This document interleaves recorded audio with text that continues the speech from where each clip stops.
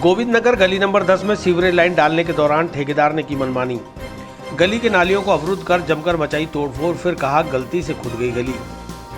गोविंद नगर काली माता मंदिर के पास इन दिनों सीवरेज का कार्य चल रहा है, जिसकी वजह से सड़कें खुदी पड़ी हैं।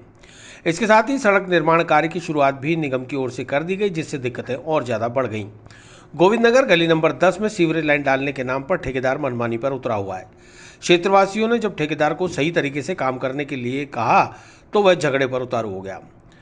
बाद में उसने कहा कि गलती से यह सड़क खोद दी है, जबकि उसे दूसरी सड़क खोदनी थी। इस पर क्षेत्रवासियों ने उसे इस सड़क की मरम्मत करने को कहा। उसने कहा यह काम हमारा नहीं है। ऐसे अनेकों उदाहरण अजमेर में देखे जा सकते हैं, जहां पूरा अजमेर शहर का मुख्य मार्ग हो, गली मोहल्ला हो, कोई ऐसी जगह नहीं बची जहां खुदा नहीं है। यहाँ खुदा है, वहाँ खुदा है, जहाँ नहीं खुदा है वहाँ कल खुद जाएगा, जिसको लेकर लोगों में रोष व्याप्त हो गया है। बारिश के दिनों में काफ़ी मुसीबत झेल रहे लोगों ने अपनी नाराज़गी को अपने शब्दों में बयां किया। उन्होंने बताया कि करीब दिसंबर माह से इसी तरह ये निर्माण कार्य चलते चलते अब लंबा वक्त बीत चुका है। लोगों का घर से निकलना भी मुश्किल है, न वाहन निकल सकते हैं, न बच्चे, न महिलाएं। कई लोग सड़क खुदी होने की वजह से चोटिल हो चुके हैं।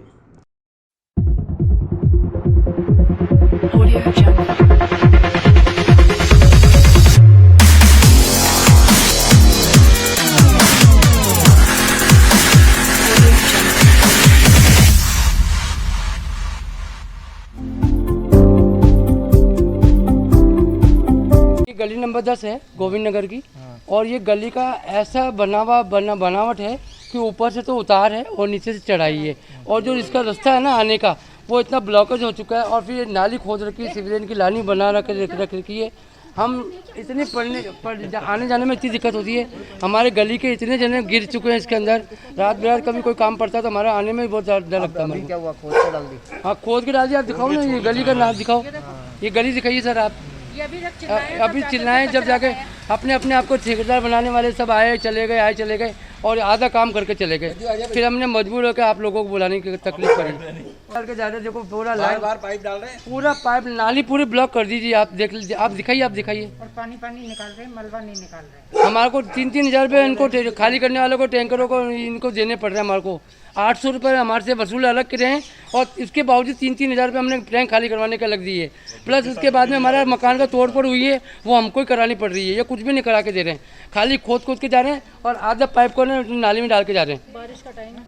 कुछ लोगों ने यह भी कहा कि जो सीवरेज का कार्य किया गया है उसमें न मापदंड का ध्यान रखा जा रहा है, न गुणवत्ता का ध्यान।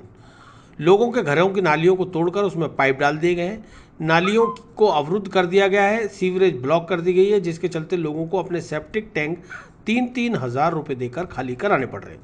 कुल मिलाकर आर्थिक बोझ जनता के ऊपर है। ना जनप्रतिनिधि इसके लिए जिम्मेदार है, ना ही ठेकेदार। मरना आखिर जनता को ही है।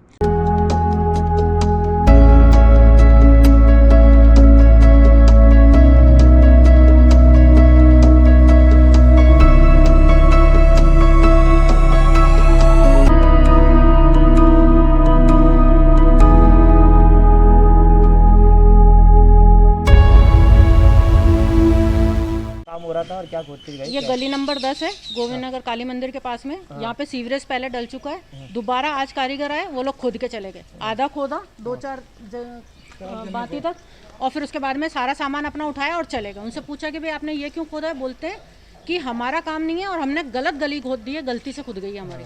अब ये हमारा काम नहीं है, ये दूसरे करेंगे, ये तो एमएलए के अकाउंट से है गली सैंक्शन।